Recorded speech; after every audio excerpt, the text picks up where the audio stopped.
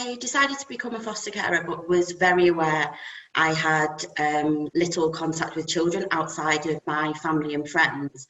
So I kind of put a pathway or a journey in place to meet those ultimate goals. So I became a scout leader.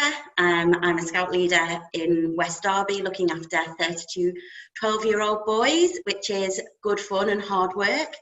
I also found a charity organisation called Action for Children. Absolutely, there were myths around being single, being financially stable, owning my own house, working full time.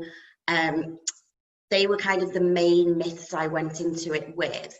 And some of them were barriers that I had to knock down along the journey. And some of them have been knocked down because of the pandemic, helpfully. But I think when you start the process, actually, if you've got a desire to do it, there is an area of fostering that will work for you. And I think it's about asking the questions and pushing the boundaries with your employer and who you work with. I had a phone call a couple of weeks into lockdown. I've got a house that can accommodate 3 siblings. So I had a phone call. I think originally they wanted just me to take 1 girl, but they mentioned that there was 3 of them. There was talk about them getting split up. And I just said, do you want me to have a go? And because really it was, I've got the room. Being away from my own family during lockdown was painful enough, but I think being away from your mum and dad and then your siblings is really hard. It's really hard. So I just said, and Liverpool City Council and my social worker just said, let's see how she gets on. And and it's been absolutely brilliant, because I always wanted to do sibling groups on long-term foster care.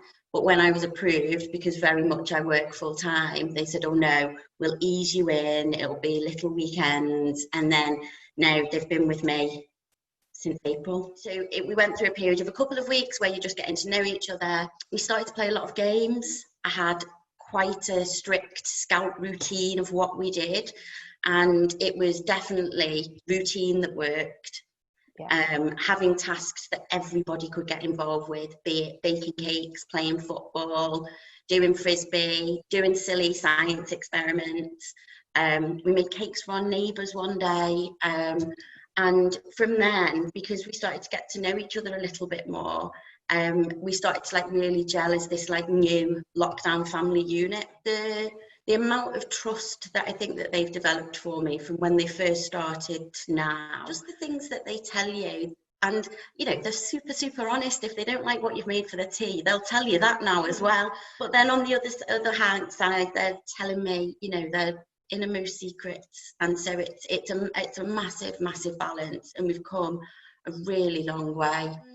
Both my fostering social worker and the children's social worker have been amazing. I think everybody involved in the process, from the children's guardians, the school, the nurses, have been all over it because of COVID. And whilst I haven't seen very many people, I've definitely heard from them, and I've always known that they are there if I've needed them.